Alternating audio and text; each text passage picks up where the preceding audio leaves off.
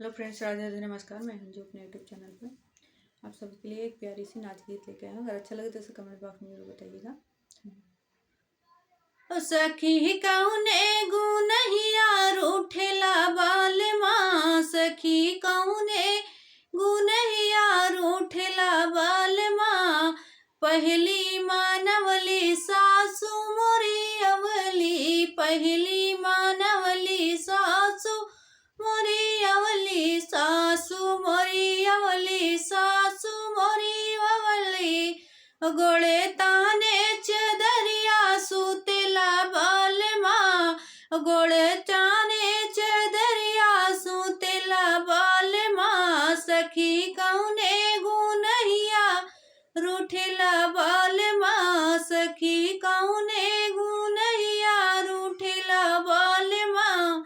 दूसरी मानवली जेठान मोरी अवली, दूसरी मानवली जेठान मोरी अवली, जेठान मोरी अवली, जेठान मोरी अवली।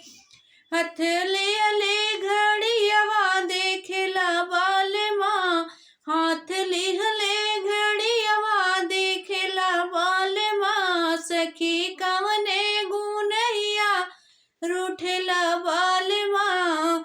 तीसरी मानवली ननद मोरी अवली, तीसरी मानवली ननद मोरी अवली। हाथ लिहले की तबिया पढ़ला बाल माँ, हाथ लिहले की तबिया पढ़ला बाल माँ। सखी कवने गुनहिया रूठेला बाल माँ। चौथी मानवली हम हुआली, चौथी मानवली हम ही औली। मुख धोरले रूपवा हंसला बाल माँ, मुख धरली रूमलिया हंसला बाल माँ। सखी का